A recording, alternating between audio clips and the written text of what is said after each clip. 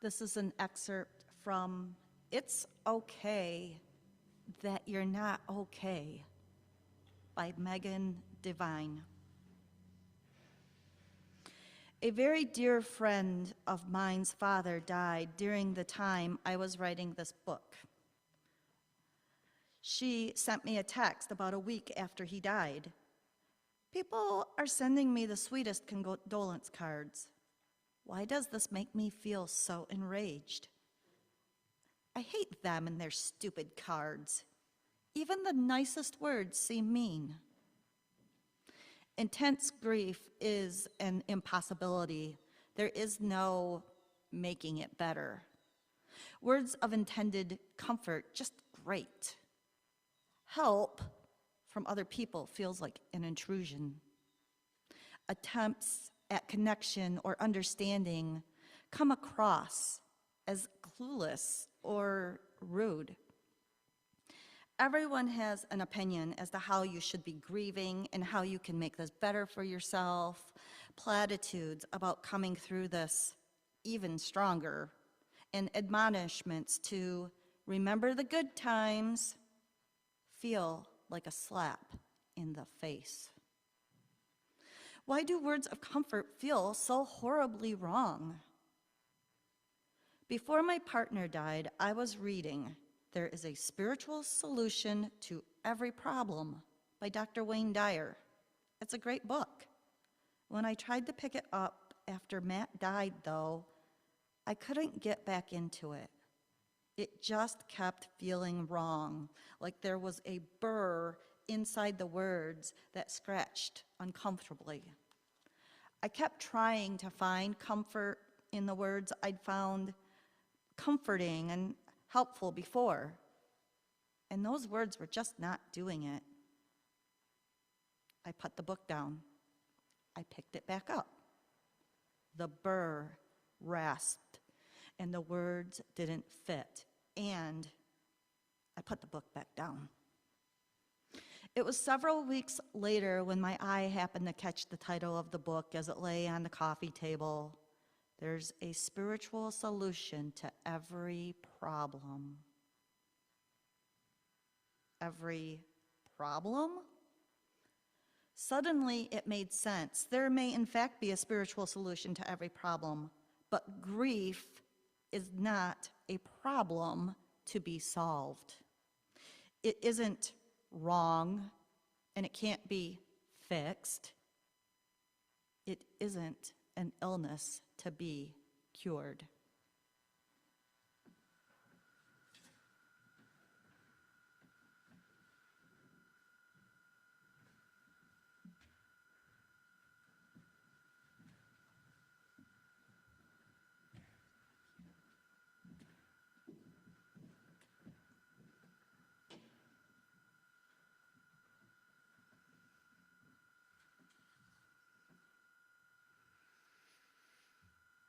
If you want to stop a conversation and make everyone feel uncomfortable, tell them you're a grief counselor.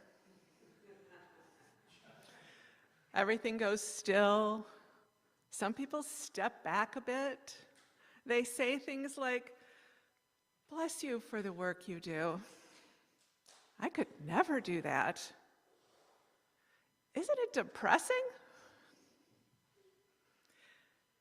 The reactions I get now when I say that I work with grieving people are often more intense than the reactions I used to get when I would say I was a hospice chaplain.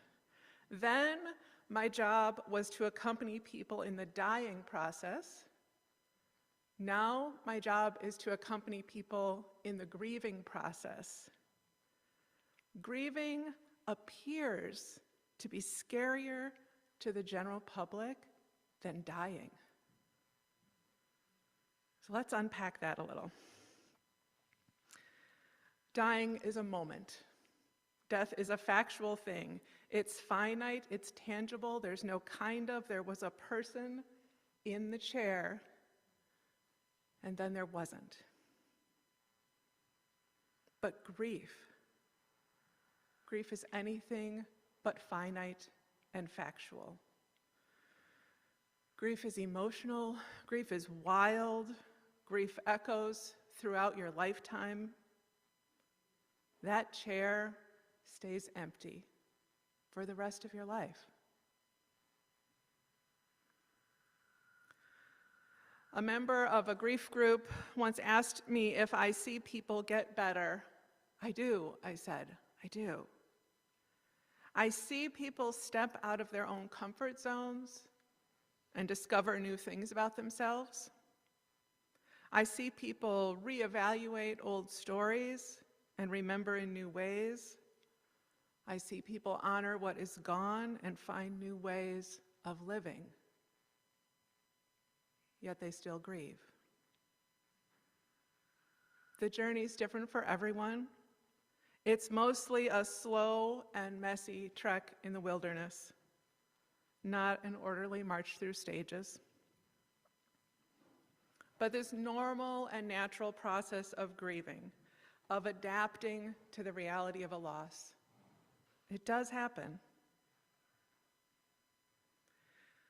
I was 19 years old, a sophomore in college, when my dad died. He hadn't been well for at least a year, but we didn't know why. A week after winter break, my mom called and said it was pancreatic cancer. I came home. At the hospital the next day, they told us he had a week or two to live. We didn't do pain control then the way we do now, and so he was in pain. You could see it on his face. All the family gathered around his bed that evening.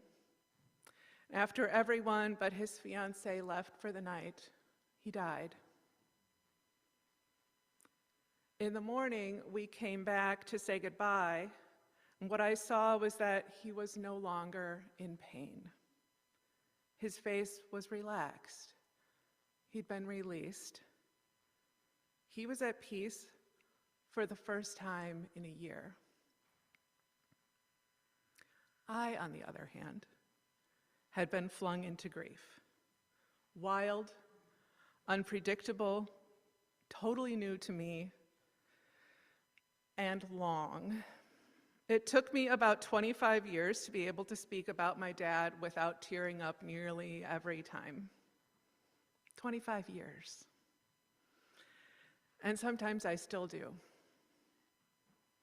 No wonder grief scares us more than death does. So what is grief? Grief is a feeling. Grief is all the feelings we have when we bump into that emptiness. Grief is also a process. It's the process of adapting to the loss. Grief is the slow effort of your brain to create new mental maps of the world that include that loss. The summer after my dad's death, cleaning out his condo, I'd often come across items I didn't know what to do with, and I'd think, well, I'll just call Dad, only to bump into that emptiness. Our mental maps extend into the future as well, and so during big events or small, graduations, new relationships, trying to teach my kid to ride a bike, things I'd always imagined he would be part of, I bump into that emptiness again.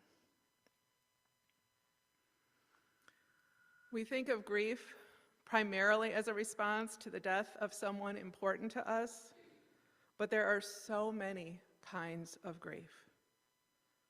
Anytime something changes, we grieve. Even good changes, like moving to a new house, starting a new job, getting married, involve grief because something has changed, which means something has ended. I've grieved a parent and a marriage and a career and leaving a community for a new job.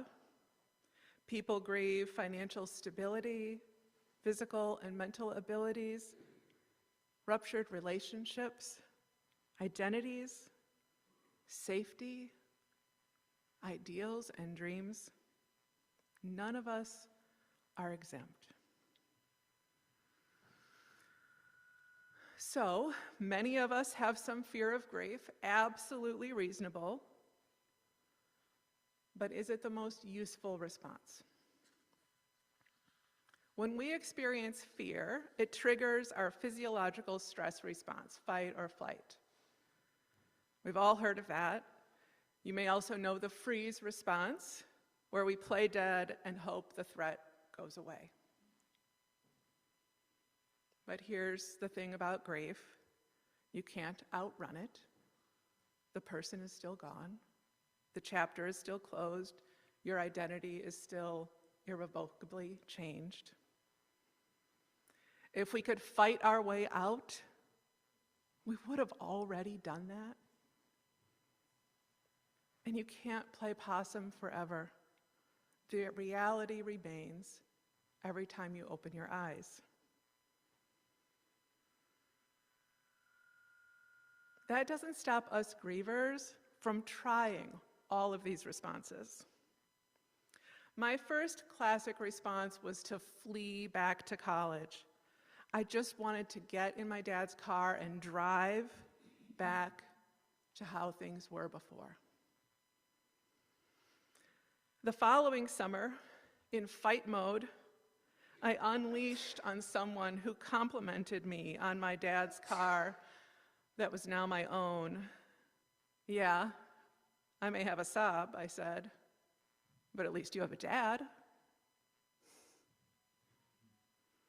2 years later, after not shedding a tear for a year, a good long freeze, I went to a movie with my roommate and her friends, people I'd never met before, a movie that included a parent dying from cancer. I began crying, uncontrollable, body-wrenching sobs that I could not stop. I was starting to release a year's worth of pent-up emotion during the drive home with those strangers. I'm sure my grief terrified them. Some years ago, researchers realized that there are some other responses to stress besides fight, flight, or freeze. When they started studying female stress responses, they saw some different behaviors, which they named tend and befriend. You may have heard this called fawn to match the other stress responses with the F, but people-pleasing behavior isn't what they saw. Here's what they saw. The females of a species are most often the caretakers of the children. Flight is more challenging when you're traveling with little ones. Fight may put you all in danger. Instead, females hold and stroke the little one to quiet their crying and rustling that might alert a predator to their presence. That's tending. And they affiliate with other females to create a large group, helping each other, creating safety in numbers. That's befriending. Tend and befriend. So let's review. We experience a major loss. Grief brings big, overwhelming emotions. We panic, triggering fight, flight, or freeze responses, which we hope will protect us from the pain of the loss, but which don't actually help us adapt to living with the loss. What if we tried tend and befriend instead? Sometime after my freeze ended, my church introduced a new sung benediction, the old Irish blessing you may know that starts, "May the road rise to meet you, may the wind be always at your back." It was the benediction we'd used at my dad's memorial service. The first time I heard it sung at church, I burst into tears. For at least a year, maybe more, My church used that benediction every single week. It felt like forever. Every week I cried. Every week it was like a spotlight trained on the emptiness. There was no avoiding it. I could have stopped attending. I could have left the service early. I could have asked the music director to please choose something different. Instead, I came to church every week knowing I would be reminded of this empty chair, and I would feel all the feels, and the tears would flow. Over the months, that emptiness became more familiar and even sweeter. It became a time to connect with my dad's memory, to recall him singing in his own church choir, to remember his strong hand on my back, pushing me up a hill on my bicycle, or warming me on a chilly day at our cabin. Every week, I was learning that I didn't have to protect myself from the feelings of grief. I was learning that when I let them flow in their natural course, without fighting or freezing, they would flow away just as naturally as they came. Tend and befriend. It's important to say here that I'm not suggesting that when I suggest befriending your grief, I am not suggesting you need to be glad or grateful it's in your life. I'm not grateful that chair is empty. I'm not grateful my dad died. I'm not glad I left congregational ministry or that my marriage ended.